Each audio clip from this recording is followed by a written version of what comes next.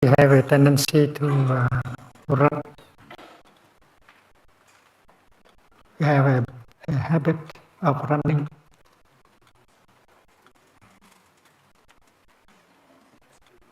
And this habit has been, may have been transmitted to us by our parents or ancestors. We run because we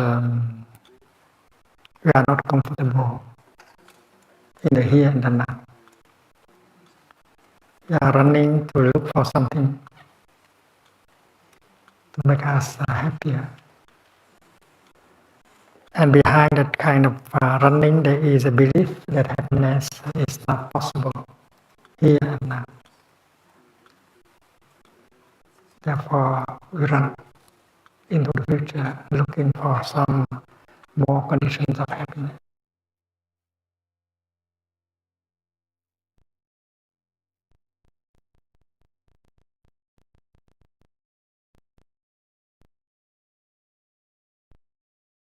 Actually pushing us.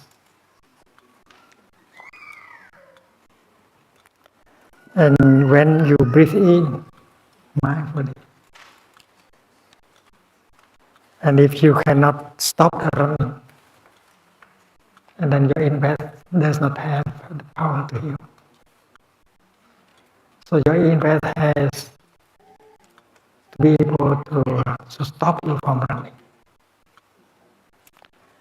You breathe in such a way that your in-breath becomes so pleasant and that you can stay with your in-breath.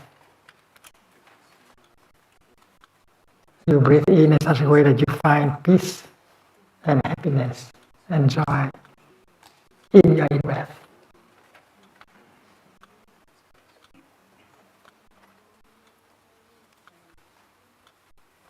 And if you really find peace, joy, happiness in your in-breath, and then you can stop the running.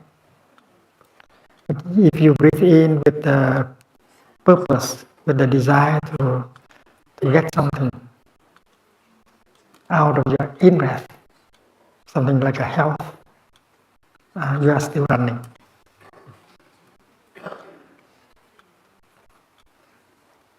So breathing is an art. You breathe in such a way that your in-breath brings you peace, happiness, joy, and contentment. And that is the only way to breathe, so that you can heal. And when you walk, you do the same thing. Walking meditation, mindful walking, is to help you to stop running. And if you walk with the idea, with the purpose to do something, to achieve something, then you are still running.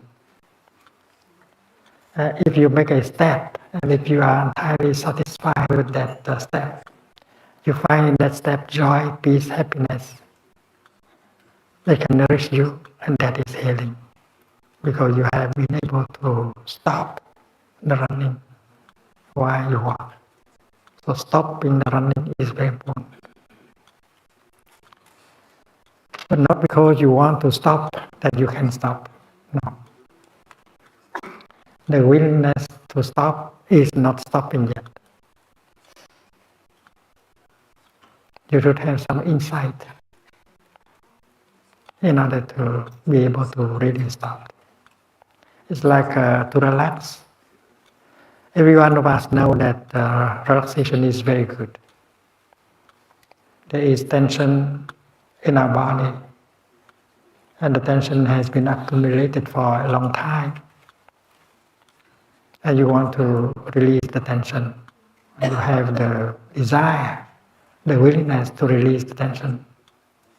And you try to release tension, but you cannot release tension in your body. Because the willingness to relax is not relaxation. You have to have some insight in order to be able to relax, to release the tension. And that is why mindfulness has to go with insight.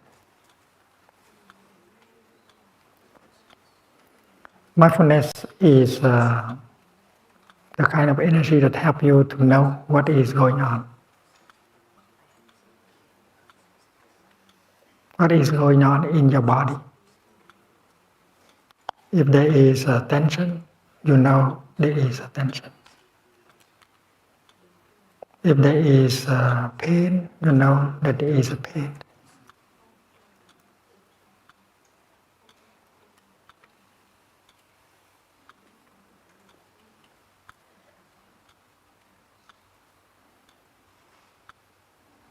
And mindfulness can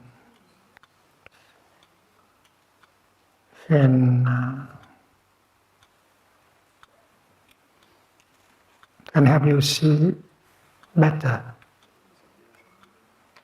more deeply, that you have a body,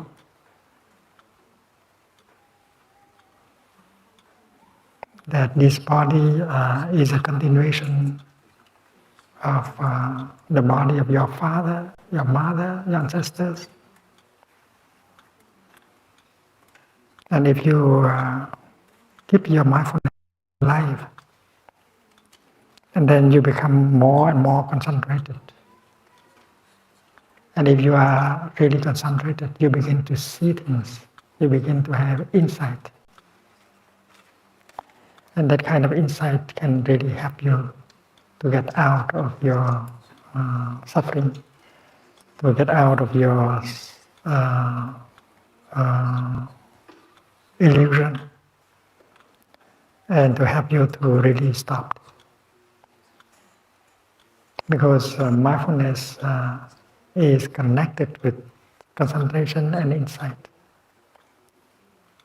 And if you practice mindfulness well, you get concentration and insight at the same time.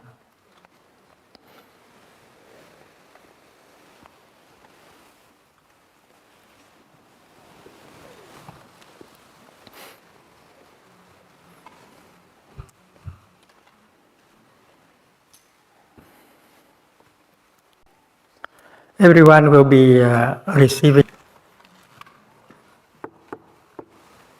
and then feelings,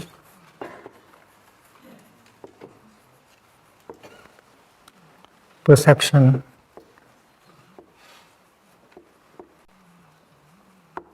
and volition.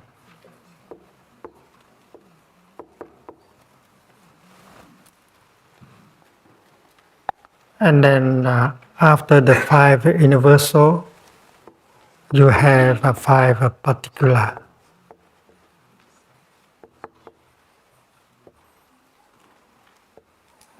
Which begin with some intention,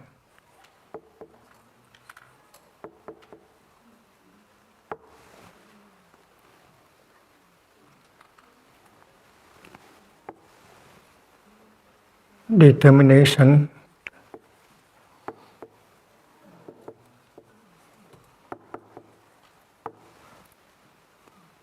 mindfulness,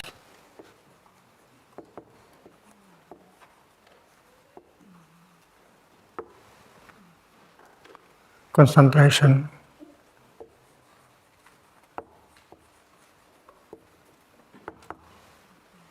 and insight.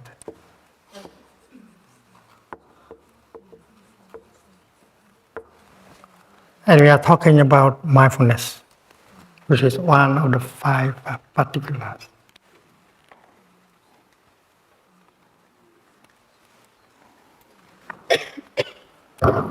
When we speak of mind,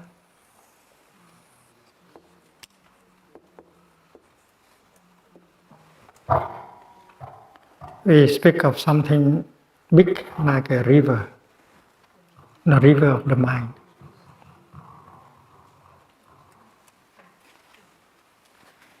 But the river is always made of drops of water. And these drops of water represent mental formations.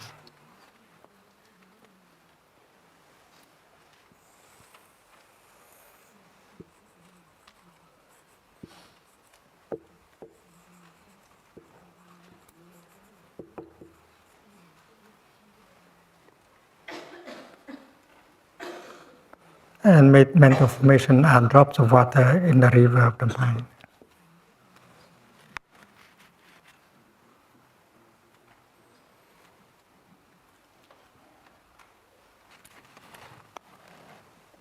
Our consciousness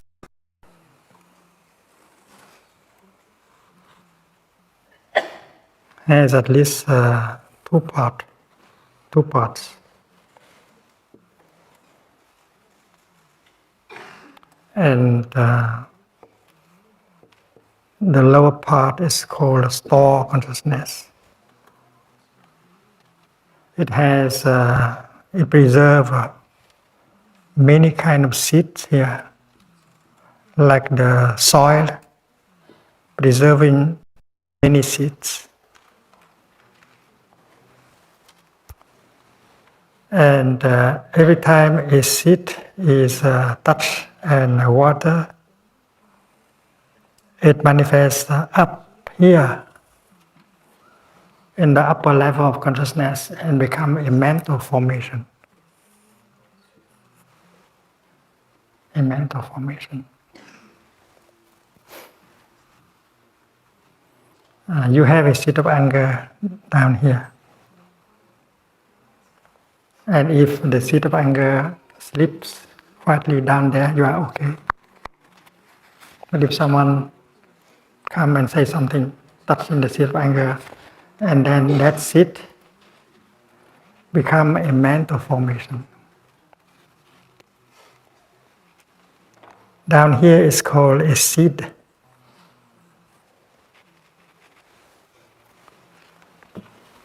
A bija, also in Sanskrit.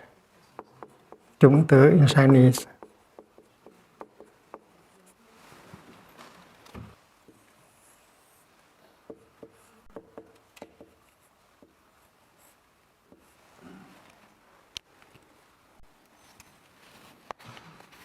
So the bija, the seed, is a kind of potential.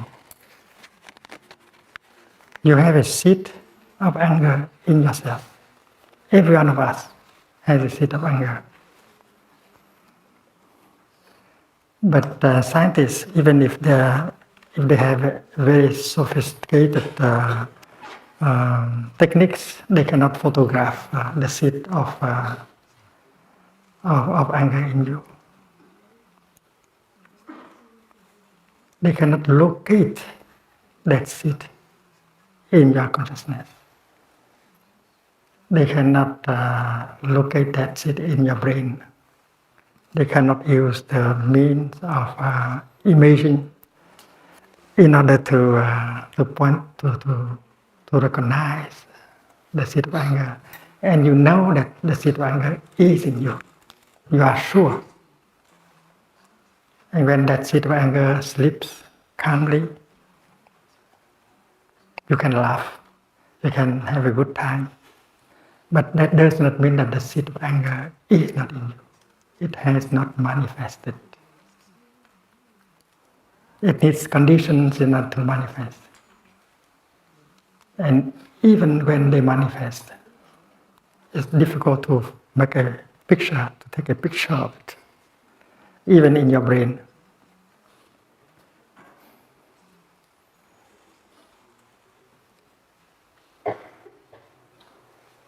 So you cannot locate the seed of anger in yourself. You don't know where it is, but you know it is there.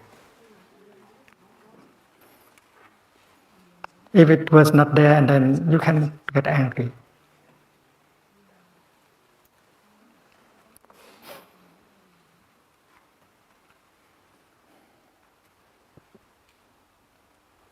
So the seed here is a potential of a mental formation. It's non-local. You cannot point to the locality where it is, and yet it is there. So you have 51 categories of seeds down here, and there are those who are good, because they help you to be happy, to be generous, to be compassionate, to have joy. But there are unwholesome seeds down there, like the seed of anger, distress, fear, and so on.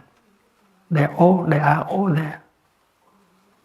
It means in store consciousness, you have hell and you have paradise. Hell and paradise are not elsewhere in space and time. It is inside of you. Sometimes it manifests and you are happy. Sometimes hell manifests and you suffer. It's like a television set of 51 channels, and up to you to choose the channel. You can choose the paradise or you can choose hell. You can choose to be a Buddha or you can choose to be an animal or a hungry ghost. Up to you. So that is store consciousness. That's the foundation of everything. So you have a seed of mindfulness down here. Everyone has one. And in Bodhisattvas, Buddhas, that seed of mindfulness is very robust, very strong. And when they need, there's a lot of energy of mindfulness for them to be used, to heal themselves. And happiness, mindfulness helps you to know what is going on. So when you practice mindful breathing, you recognize the closest thing that is going on, that is your in-breath. The closest thing to you is your in-breath. Your mindful breathing means you are aware of your in-breath. Breathing in, I know I am breathing in. In-breath is happening. You know that, you recognize that you are breathing in. There is an in-breath going on. That is mindfulness.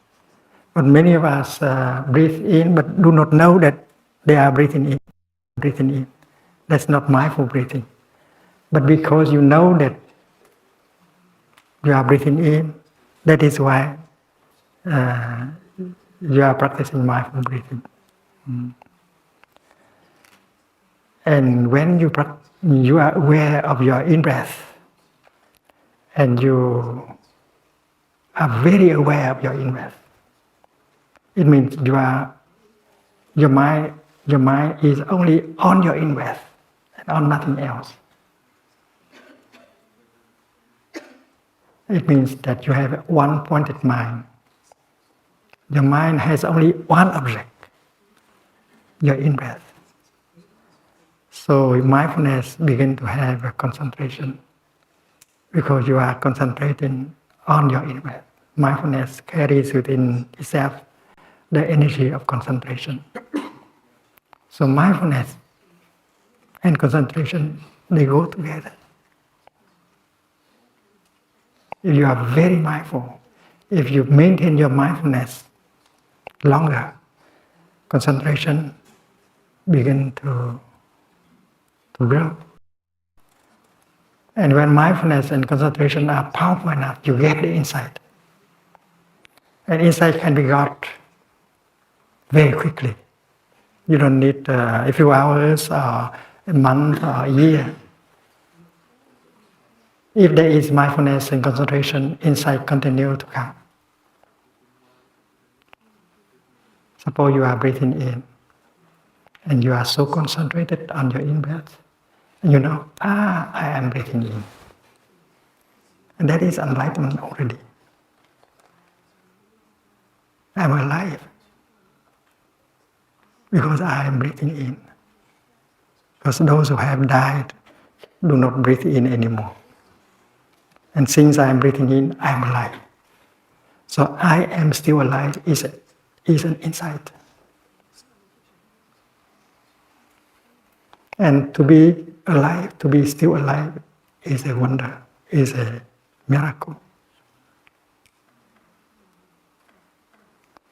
And so your in-breath tell you that you are alive. And many people are there, but they don't remember that they are alive. They are wasting their life. They are not living their life.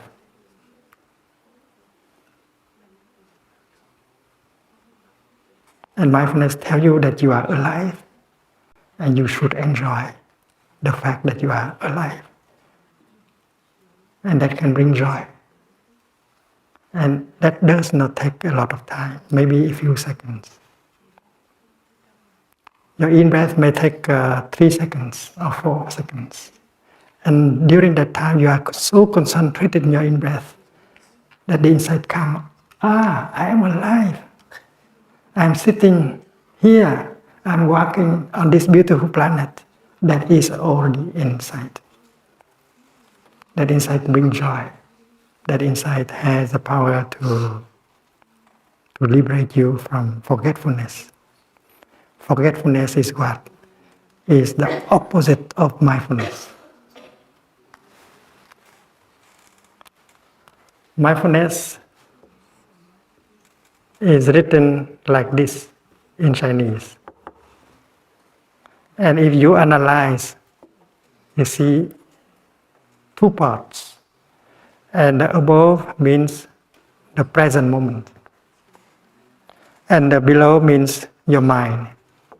Your mind go home to the present moment. It means mindfulness.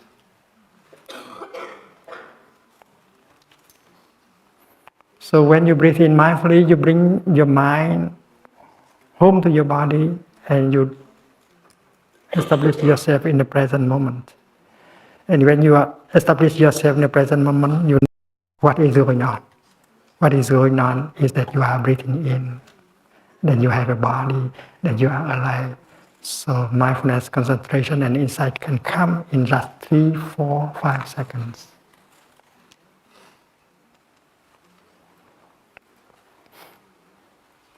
Before you see people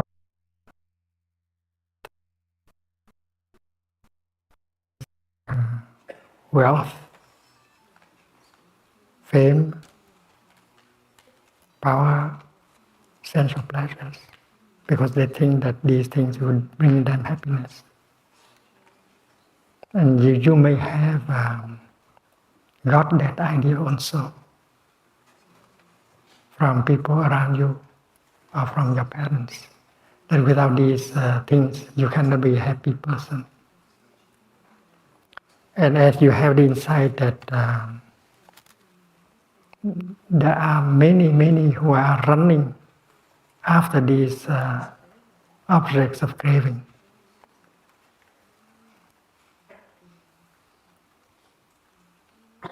they do harm to their body. They get sick physically and mentally. And even those who have got plenty of these things, they are not happy people. There are many wealthy people, with a lot of power and fame, and yet they commit suicide. They are utterly lonely. So that kind of insight helps you to stop running.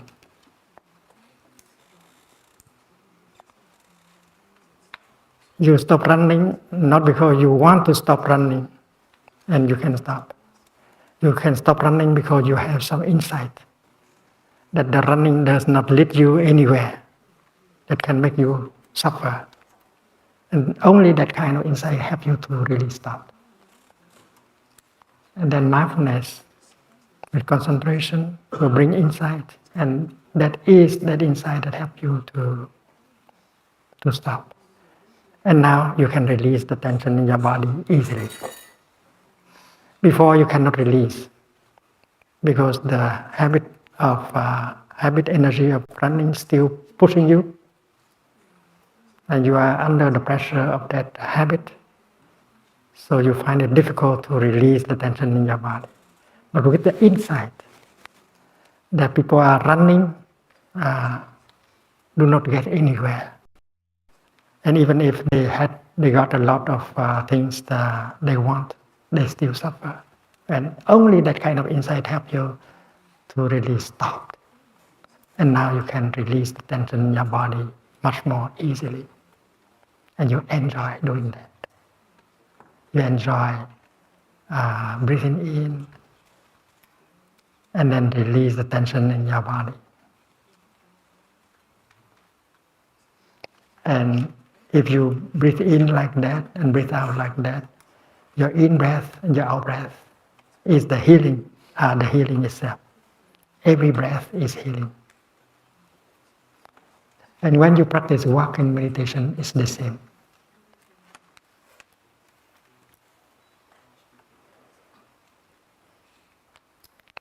When you make a step,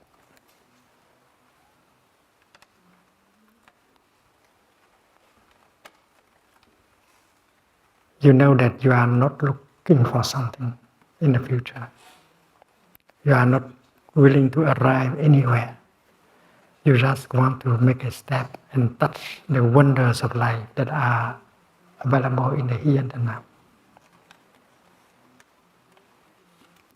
So making a step, you can stop the running, and you can get in touch with Mother Earth, Father Sun, and the wonders of life. And if you can get in touch, you get the healing. Because nature has the power to heal and to nourish. If you don't heal, if you are not nourished because you don't allow nature to heal you and to nourish you,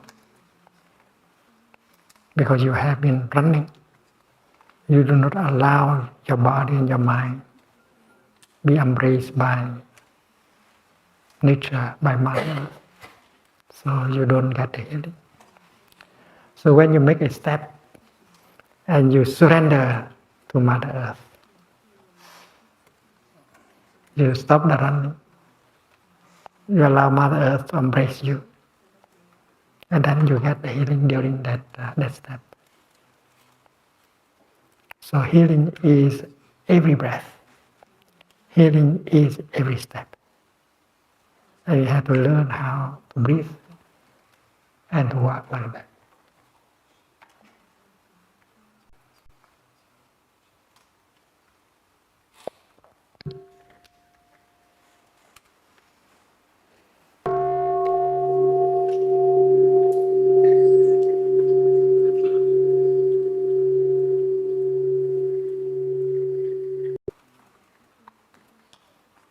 Society is organized in such a way that creates a lot of pressure on you, and you also follow that path.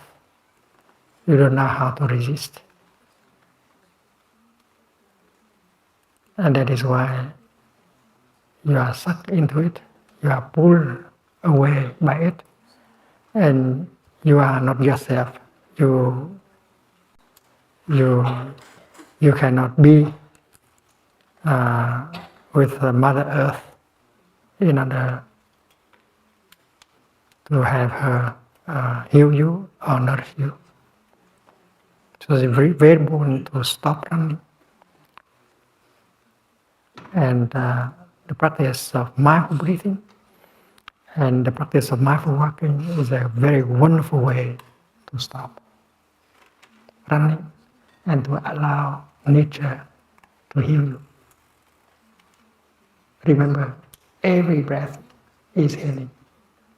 Every step is healing.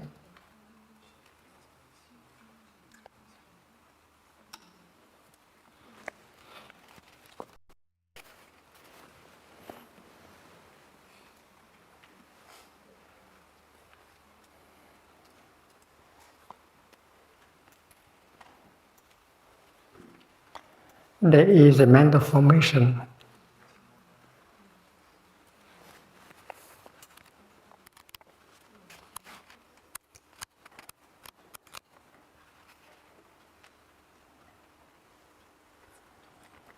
a good mental formation.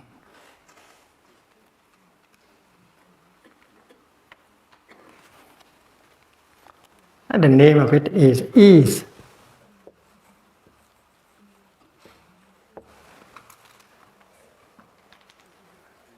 Khinh an.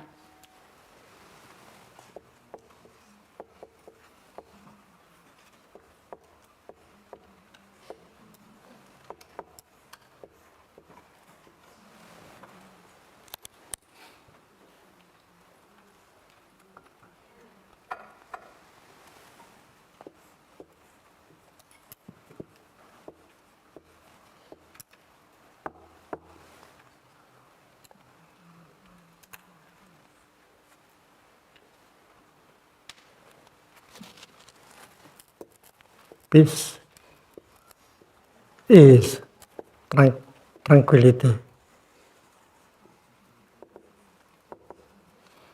There are many ways to translate Pashabi. This is a good mental formation that you have, but it might not be strong enough in you because you have not been cultivating it. You have the capacity to be peaceful, at ease, calm. But we do not have the chance to practice in order to cultivate more of that kind of energy. Happiness cannot be without that mental formation. And there are seven elements of enlightenment called Thich Nhat Hanh. And ease is one of them.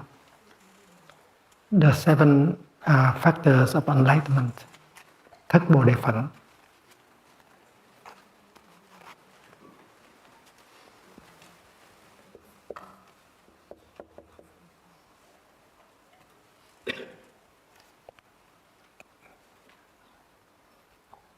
Chữ Bồ.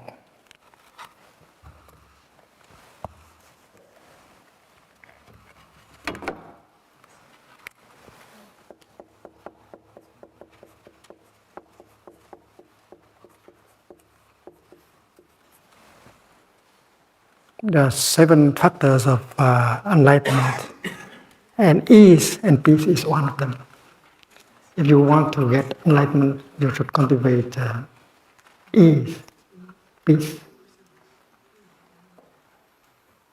And with that peace, without that element, that mental formation, the healing does not take place easily. So cultivating peace is very important. And the practice of mindful breathing, mindful walking can help you cultivate more peace. And there is another mental formation that is of the opposite nature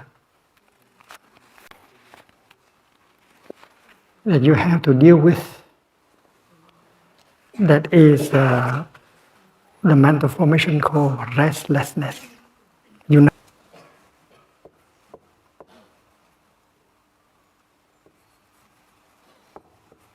oh, that, yeah.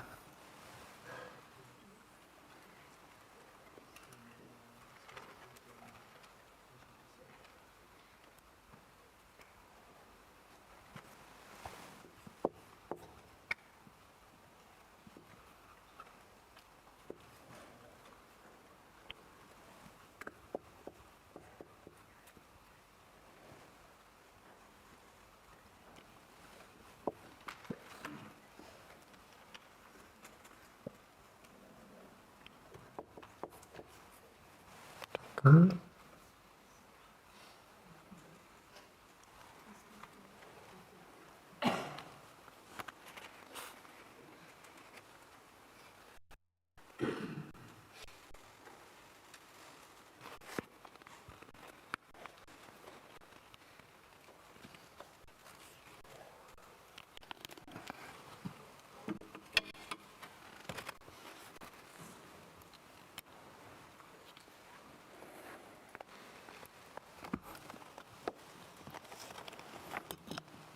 And you have a,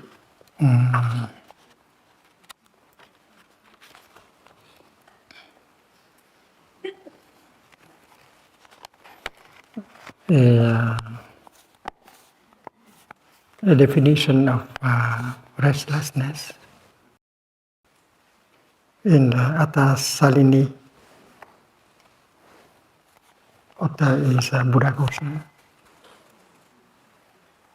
It has a mental excitement as characteristic. Cái tướng của nó là kích thích, like wind tossed water. When there is a lot of wind, and then the water will not be calm. Like a flag waving in the wind. And its function is wavering.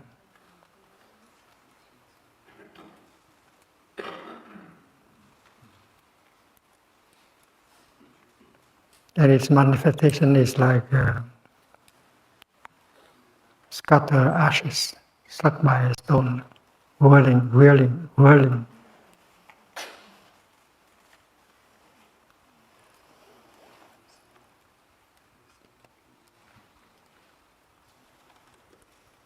And the restlessness prevents our mind from applying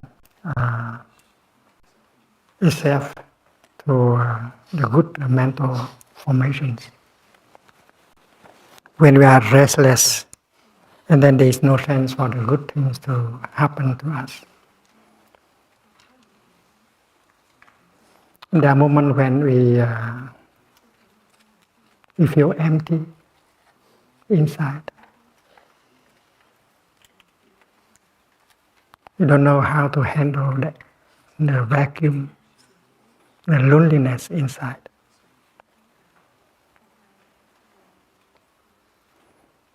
There are moments when we don't know how to do with the suffering, the despair inside. We try to look for something to cover up that loneliness inside. You are looking for something. You are longing for something. We go to check the email.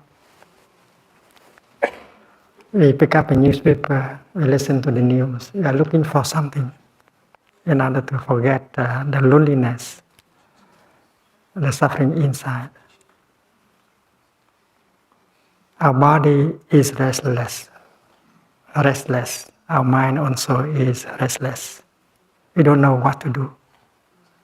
We are not in the situation of concentration, of mindfulness. And there are moments when we feel like that there is no peace. We do not know what to do.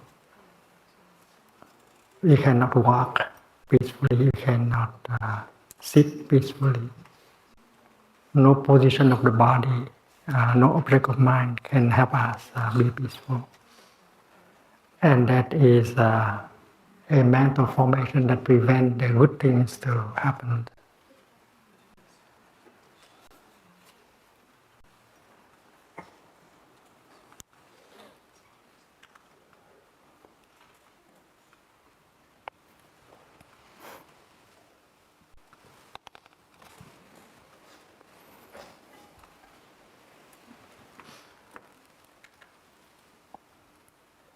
And there are ways in order to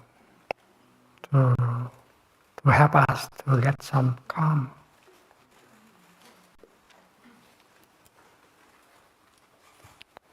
We may try to do something. We may take refuge in the work. We become workaholic.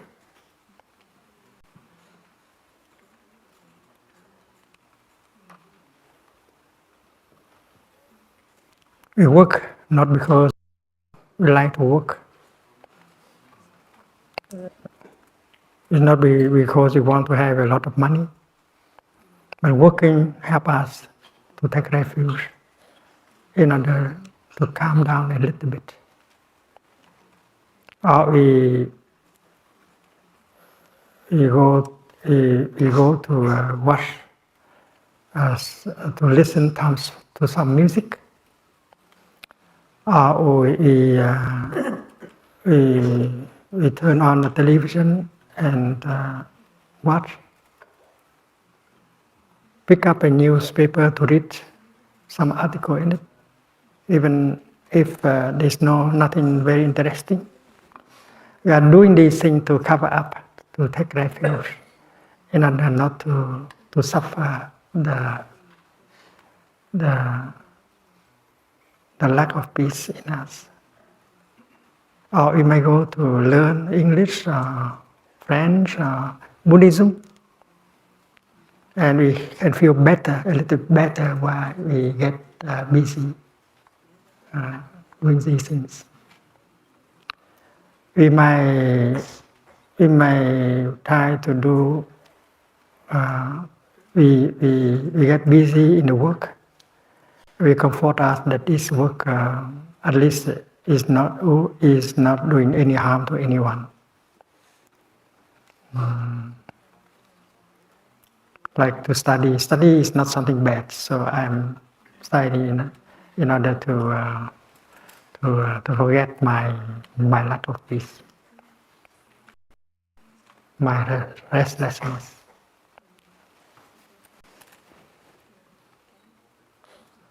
And even in the monastic community, there are a few people like that. In America and even in Plumbush, we believe that we are serving the Sangha by working very hard. But that is only a refuge in order not to feel that lonely, that restless in us.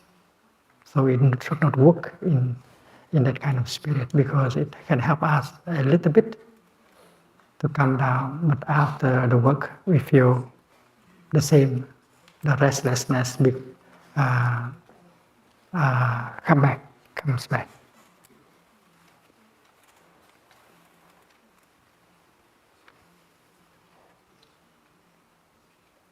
So many people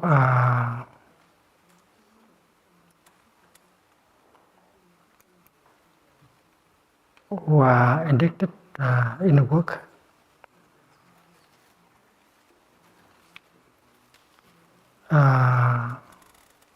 many children and adults get themselves stuck in electronic games, because that serve as a refuge for them to forget the loneliness of our ill being.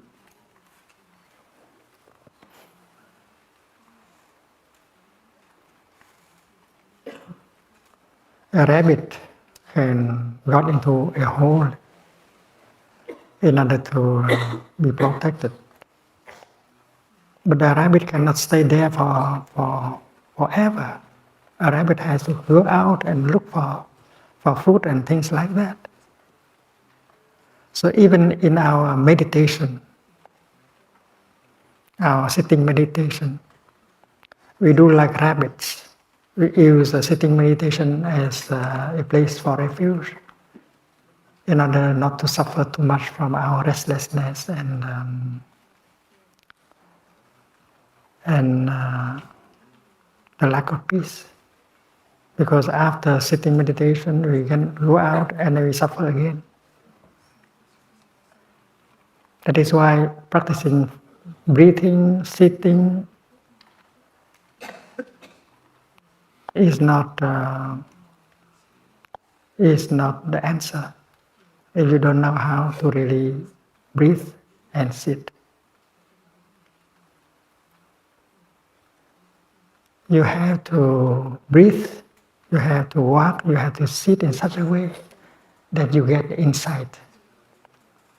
Without the insight, you cannot heal yourself.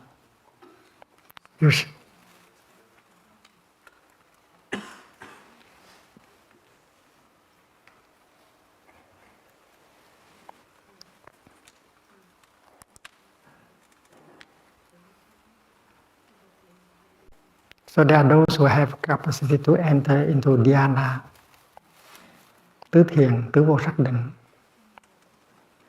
They can be there for several days, but they are refuge in the dhyana, in the tứ thiền, tứ vô sắc định, the fourth dhyana and the fourth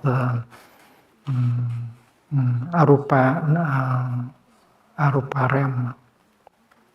But that is not the solution, because when they get out of the dhyana, they suffer again.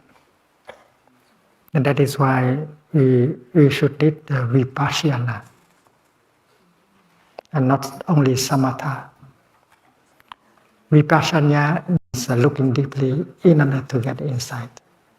Only insight can liberate you from afflictions like restlessness.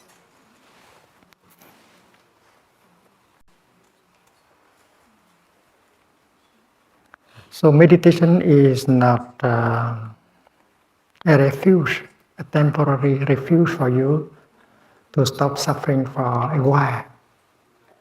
Meditation should have the power to help you to transform the suffering in you. And in that case, mindfulness has to lead to insight. It has to lead to concentration and insight.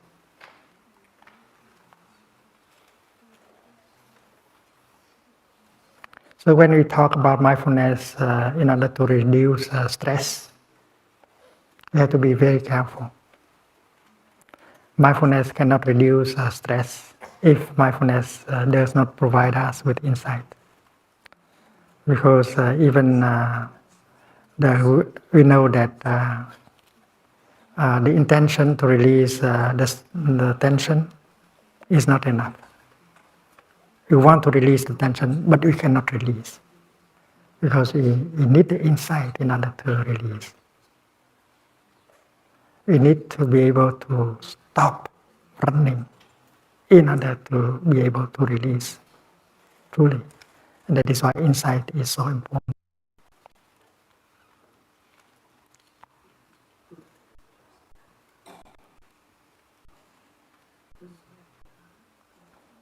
Our society is caught in the conflict between work and life. As you are so busy, as you work so much, you don't have the time to live. So the question of many people is how to establish a balance between work and life. Because the work can take up all your life. And you might be addicted to the work. And not just because you want to have a lot of money that you work like that, but because you don't know how to handle the suffering in you, the loneliness in you, and that is why you take the work as a refuge, and the more and more you are addicted to the work. And that is true in the technology circle also. They are addicted to technology.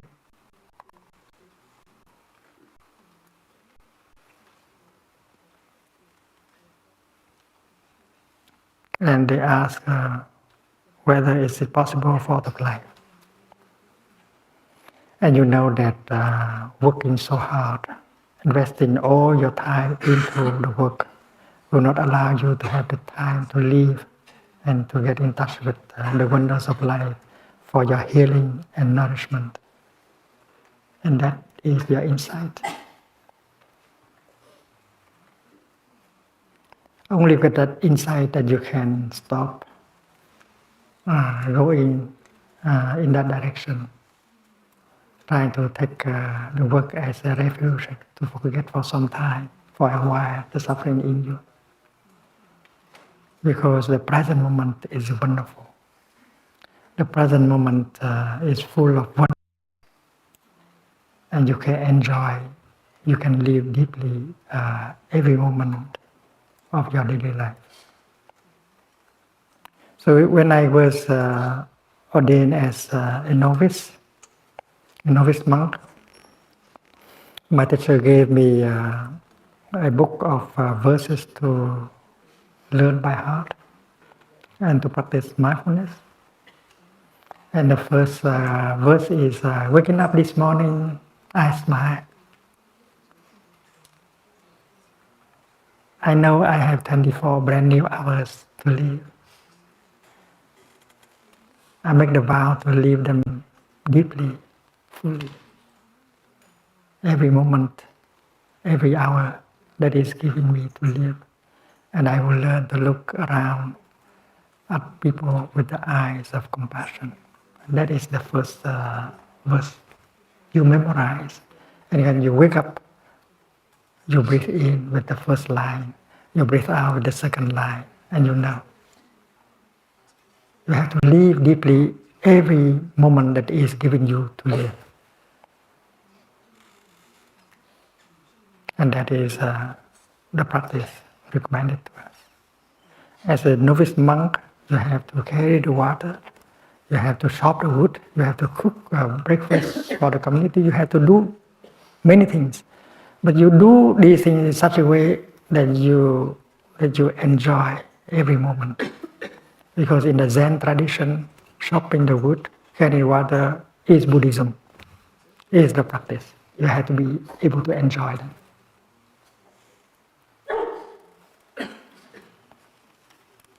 So there is no distinction anymore between working and living. And you work, you have to work, but you can enjoy carrying the water, chopping the wood, cooking the breakfast for your community, and you can be very alive during these kind of things. So when you drive your car to the workplace, you can drive in such a way that life is possible during the time of driving. And after you park your car, you walk into your office, you walk in such a way that every step has life. And when you receive a guest, and then you can make the conversation encounter between you and the guest in such a way that life is possible.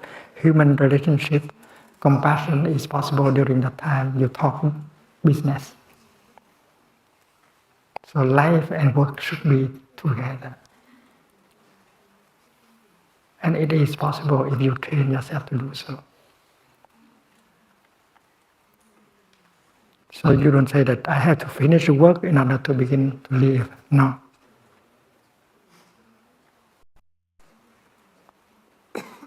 So walking from your parking lot to your workplace, you walk in such a way that every step is healing, every step is nourishing, every step is life. And that is the secret.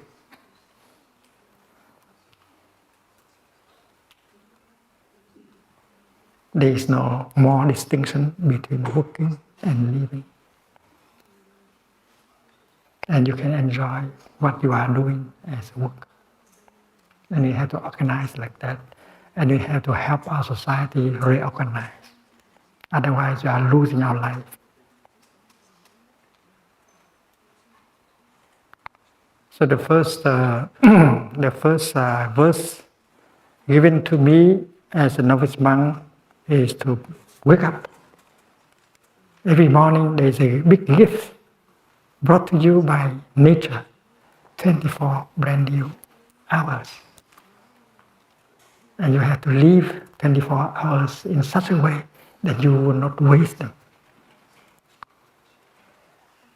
You live deeply. So when you brush your teeth in the morning, brush them in such a way that joy, peace, life is possible. You don't try to finish in order to do other things. Brushing your teeth may take 3 minutes or 2. And you can learn how to brush your teeth in such a way that you to breathe in and out so that you are aware of what you are doing. And you can do it with joy. You don't have to get in a hurry.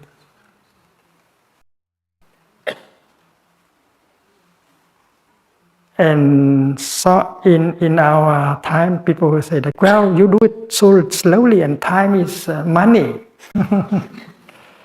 But time is not only money, time is life. Money is nothing compared to life. And you can live more simply and more deeply and happily.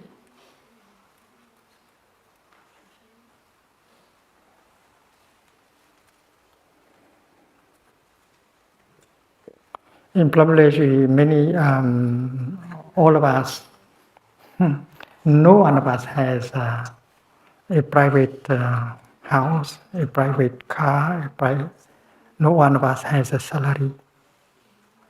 And yet, happiness is possible. Brotherhood is possible. Sisterhood is possible. Good communication is possible. Joy is possible. And every day we have the time to sit together like this, to walk together, and to eat together, and to share together. And yet we don't have a lot of money. We don't need a lot of money in order to do so. So we have to reorganize our life. We have to reorganize our society. We have to we have to remove that kind of pressure that society has on us. We have to resist.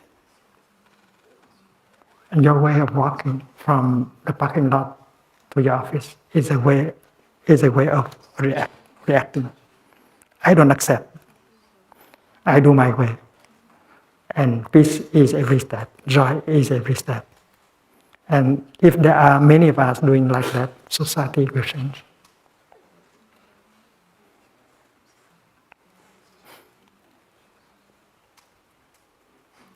So a step made in mindfulness, concentration and insight bring joy and happiness.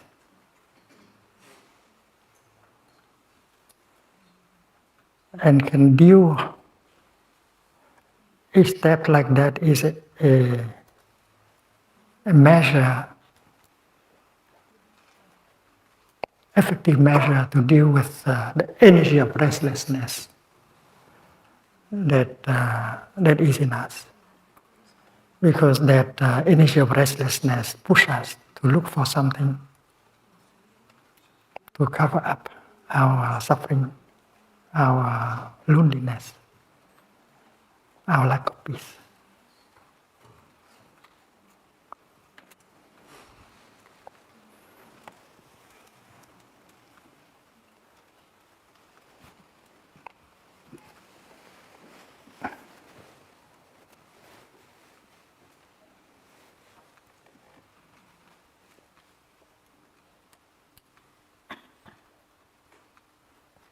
We have to observe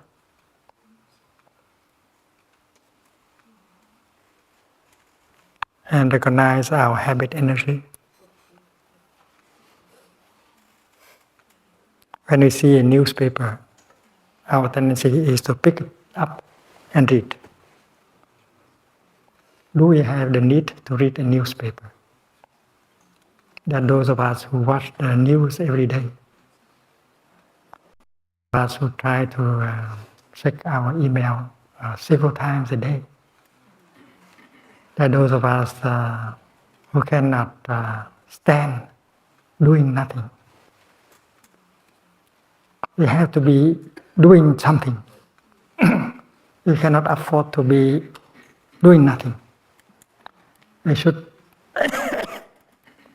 go somewhere. We cannot afford being here. And that is the symptom of restlessness. We want to look for something to cover up our lack of peace, our suffering, our loneliness. Meanwhile, nature is there, life is there with all the wonders. And we do not have the power to go home to the here and the now in order to get the nourishment and the healing that we need. There is a country where you can get the healing more easily, and that is the country of the present moment.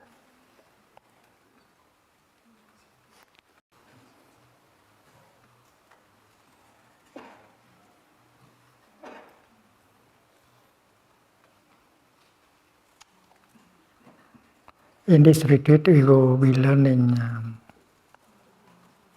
the teaching of manifestation only. There is a school of Buddhism called the school of manifestation only. There's a no creation, there's only manifestation. Because creation means from nothing, there is something. But manifestation means just manifestation. There's no birth, no death, no beginning, no end. And this winter retreat, we will look at the teaching with critical eyes, and we will try to apply the teaching into our daily life. And these mental formations that we speak of this morning belong to the teaching of manifestation only.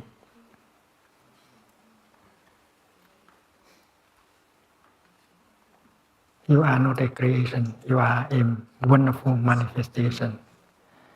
And if you end this manifestation, you begin another manifestation. And every manifestation is a wonder. If you are not a flower, and then you are a bird. If you are not a bird, you will be a cloud. And every manifestation is a wonder. Don't worry.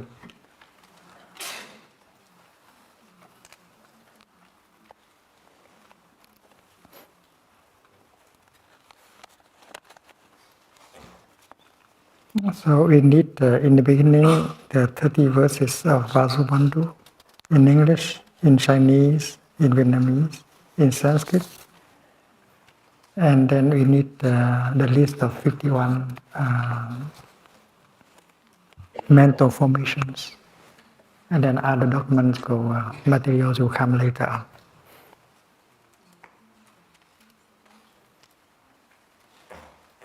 Welcome to the winter retreat. Enjoy the Sangha, the winter retreat, and get the healing every moment of your daily life. There is nothing to do now, nowhere to go. We are very lucky.